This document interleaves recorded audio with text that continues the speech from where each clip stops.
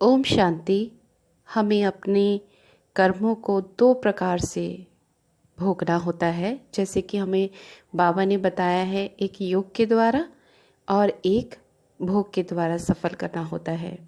लेकिन सबसे ज़्यादा हम ब्राह्मणों को ये ज़रूरी है कि हम अपनी भोगना जो है योग के द्वारा सूक्ष्म में काम कर कर उसे पूरा करें। जैसे कि मैं आपको उदाहरण के तौर पे ये बताती हूँ कि जैसे मान लीजिए कि किसी आत्मा को, जो हमारे बिल्कुल करीब आत्मा है, उसको हमने सेटिस्फाई करना है, जैसे कि उसको सेवा देनी है या उसको कुछ हमसे चाहिए जो पिछले जन्म का रहता है। इसीलिए आज वो हमारे बहुत करीब है और हमने उसके साथ अपना कार्मिक अकाउंट चुकता करना है। या तो हम उसके करीब जा करके उसको स्थूल में सेवा दे करके उसके साथ वो अकाउंट चुकता करेंगे। उस स्थान में जा करके हमें वहाँ जाना पड़ेगा, क्योंकि जब भी हम कहीं ना कहीं पर होंगे तो हमें उनका चेहरा नज़र आएगा या उनकी ऊर्जा हमें खींचेगी, उस स्थान की तरफ खींचेगी या वो व्यक्ति हमें अपनी तरफ खींचेगा। इसका मतलब यही है कि हमारा कुछ ना कुछ अकाउंट उनके साथ रहता है। तो या तो हमने उनके पास जा कर के उस अकाउंट को पूरा करना पड़ेगा, या तो फिर इसका हमें अभ्यास करके सूक्ष्म में उसे बंद करना पड़ेगा। बंद तो नहीं, सेटल करना पड़ेगा, क्योंकि कार्मिक अकाउंट कभी भी ख़त्म नहीं होता है। इसे हमेशा बार बार अभ्यास के द्वारा सेटल करना होता है। तो यदि हमारा कुछ ऐसा कोई भी अकाउंट है, कोई भी धरणी जो हमें खींचती है, कोई भी मनुष्य आत्माएं जो हमें खींचते हैं, लेकिन हम उनके साथ अब और संबंध नहीं बनाना चाहते, तो अपने मन में उनके लिए शुभ विचार लाते हुए, उनसे माफ़ी मांगते हुए, माफ़ करते हुए, उनको ब्लेसिंग्स देते हुए ये हमने कार्मिक अकाउंट को सेटल करना है। क्योंकि यदि हमारा स्थूल में उनके साथ कोई लेना और देना कुछ रह गया है, तो हमें उस स्थान में जा करके उन्हें स्थूल रूप में सेटिस्फाई करके उनका अकाउंट सेटल करना हमें पड़ेगा।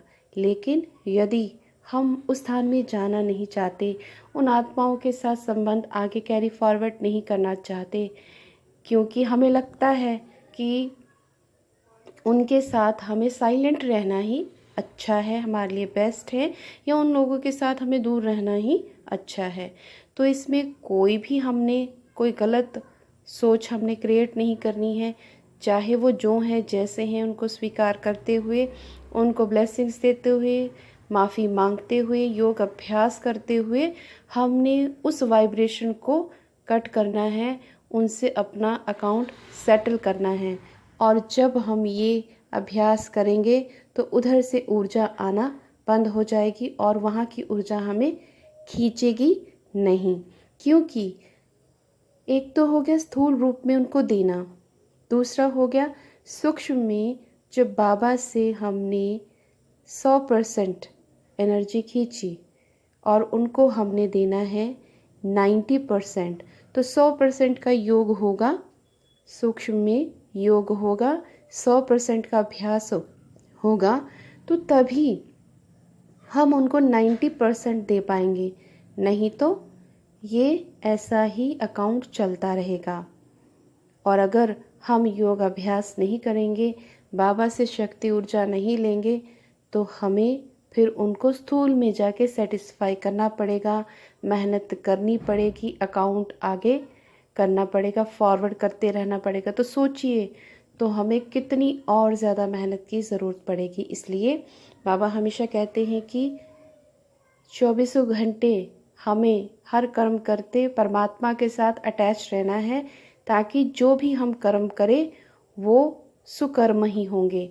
और ज़रा सा भी बाबा से डिटैच होकर कोई कर्म किया तो वो ऑब्वियस ही कोई ना कोई हमसे विकर्म ऐड करके कोई ना कोई पाप कर्म बन जाएगा। इसीलिए बाबा का ऊर्जा लेना और कार्य करना बहुत ज़रूरी है। और साथ ही साथ जो अकाउंट हमें खींच रहा है अपनी तरफ, उसके लिए भी हमें सकाश देना बहुत ज़रूरी है। नहीं तो ये अकाउंट आगे आगे और कैरी फॉरवर्ड इंटरेस्ट पे इंटरेस्ट लगते हुए होते जाएंगे। और जब हम 100% ऊर्जा बाबा से लेकर के और 100% उनको 90% देना है, तो 90% सूक्ष्म दे देंगे, तो फिर हमें वहाँ से ऊर्जा आनी और उनकी तरफ खींचना, अट्रैक्ट होना हमारा बंद हो जाएगा।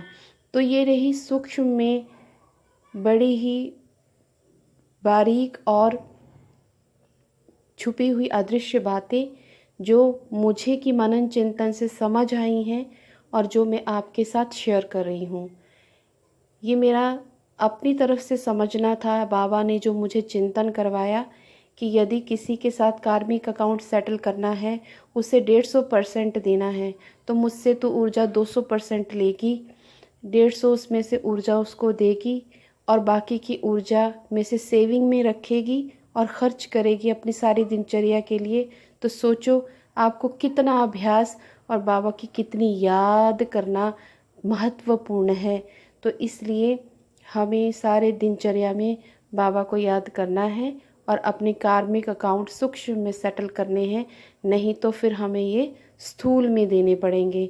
स्थूल में इनका सारा इंटरेस्ट भी चुकता करना पड़ेगा, जो कि बहुत मुश्किल है और जो कि साथ साथ में हमारे विकर्मों को भी और बढ़ाता है और साथ में हमसे कोई ना कोई पाप कर्म करवाता है।